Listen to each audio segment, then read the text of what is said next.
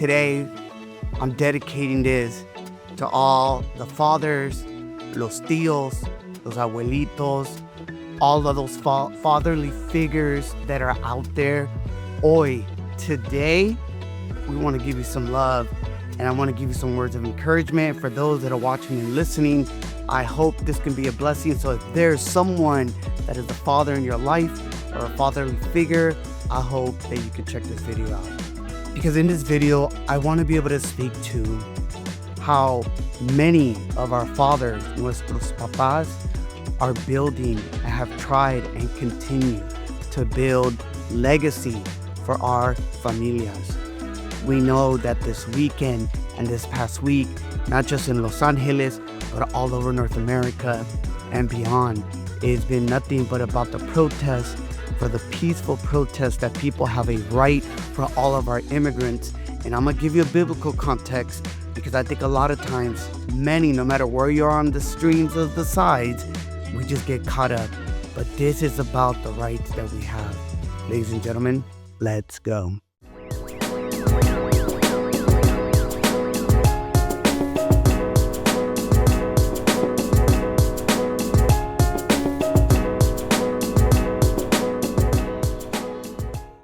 All right. Hola, ¿qué tal, mi gente? This is Noan el Boricua, and I am beyond excited to be able to share with you this day.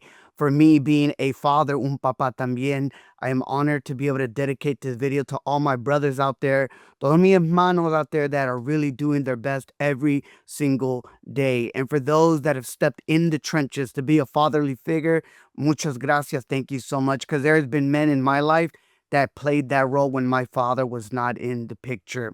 So I wanted to really get us to understand that, as within the Latin or immigrant context, fathers are that pillar.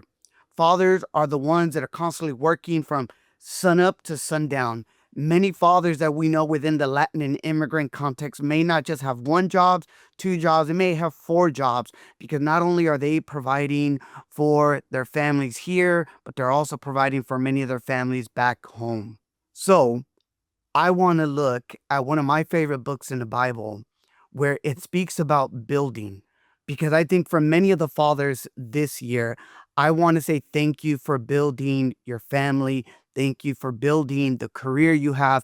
Thank you for building the mental health fortitude, because this month is also mental health awareness for men. Thank you for building these healthy boundaries, let it be mental, physical, and spiritual, to make you a better father, a better husband, and a better human being to all of society. In Nehemiah, I want to kind of set this up for you. We know that he heard that the walls were destroyed and in Jerusalem, and his heart broke. Nehemiah 1:3-4 tells us that he wept and he prayed to God in heaven. And he didn't just feel sorrow. He didn't just feel this sadness, but he felt propelled to do something about it. See, one of my things that I want to tell you is that one of the most powerful reminders that we see in Nehemiah is that leadership begins not with ambition, but with a genuine concern for something greater than ourselves, dads. See, Nehemiah, he was already successful as the king's cupbearer. His life was comfortable, yet he risked his life. He risked everything for the greater cause.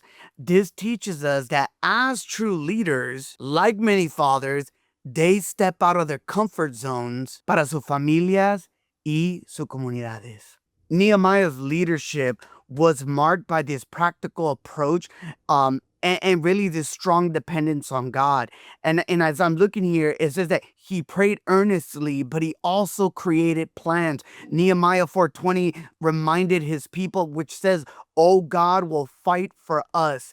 This is a call for all of you fathers out there to pray and to act for their families and their communities. So this is not just the home, but this is out in the streets as we are fighting for our familias every single day. See, for me, every time I see a child that is in need, every time I see a child that is struggling, it aches my heart.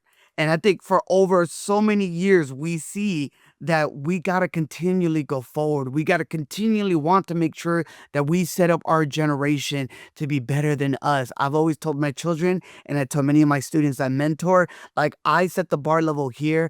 I need you to come in and I need you to level up. But in order to level up, I got to make sure that I'm there for you to be able to break some of these roads so you can create the pathway to be able to get to that next level. All right. Well,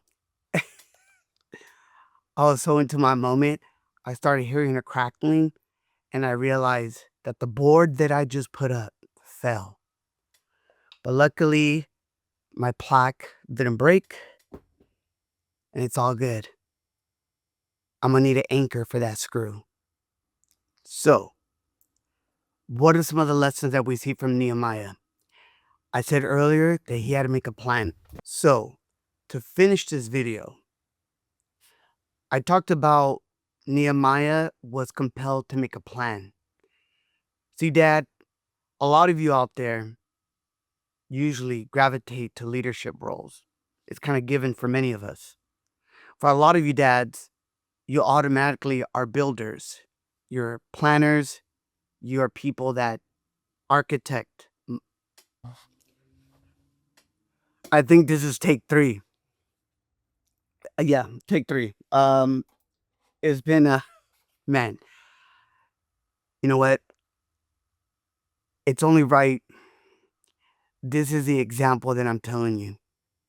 That we're always called to be able to be in there and be able to sit in on situations. And I think for me, when I think about leadership and I think about being a father and I think about being a husband, Nehemiah's leadership was never about position over power. It was about propósito, purpose. Thank you to all the dads out there for having purpose. Because in Nehemiah 2:17-18, he saw broken walls, but he envisioned a restored city where God's people could live in safety and security. Under his leadership, this huge task was accomplished in just 52 days. So dads, yo, thank you so much. Because although many may not see the vision, you do. I want to say thank you for being vulnerable when needed to be vulnerable. And thank you for being brave. And thank you for being courageous. And thank you for just being there for your kids through the good and the bad and all the in-betweens. Those are the moments. And my hope is that during these days and weeks that we've been going through, for all of our immigrant fathers, gracias por crear legado. Thank you for creating legacy. Not just for yourself, pero para toda la familia. Let's honor those that are building something out of nothing. Let's encourage those fathers to lead with purpose, compassion. I wish I could throw up like a Braveheart, I don't know if I can because I don't want to get dinged on it. But it's like, my thing is like, I just want to say thank you for los sacrificios. I want to say thank you for the love. I want to say thank you for your continued commitment to making sure your family's okay. Look, I had something fall. I had people banging on the door. I kicked this camera around. But I have a purpose to do here, and that's to be able to say to all of my dads out there, I'm a father as well of 2 amazing young men. And I'm grateful that I've been in the fight. I'm grateful to have an amazing woman, my wife, by my side so that we can go forward and build what we have built today by God's grace. So, can I ask you a couple questions? Not just the dads, but all of you out there watching and listening. Here's a couple call to action and questions that I have for you. What breaks your heart in your family? What breaks your heart in the workplace? What breaks your heart in the community? And in what ways are you answering the call? Just like Nehemiah, and just like many of you out there, parents, grandparents, tios, tias, everyone, those that are just getting out of school, those that just graduated, what are you doing in building your legacy? I think for Nehemiah, everything that was thrown at him, he always stayed close to God. And I want to say for all those dads out there, stay close. Be with your family. Be with God. But more importantly, know your worth and value. And extra credit, find that time to reset, to find healing, and to be restored and refueled to go forward. I want to say thank you for all those that have been out in the streets peacefully protesting. I want to say thank you to those that can't go out into the streets for whatever reason, but they've been posting and educating us and being able to understand the dynamics of all this. I want to say thank you to all of the dads that are serving to protect as well.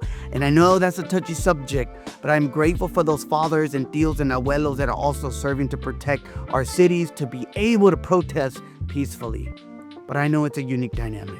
Don't give up. And for all you there that have seen the men in your life, especially the dads, los abuelitos, los tios, that have sacrificed so much, level up and honor them by continuing the legacy in your family. Ladies and gentlemen, happy Father's Day. Feliz Día de los Padres. Y como siempre, check us out at Feel Pasión Podcast. And as always, immerse yourself dentro de cultura, grow in your faith, and always make those conexiones, and make sure you put some anchors on the things that you build out there. So clearly that fell, but yeah. All right. Como dice mi abuelita, que Dios te bendiga.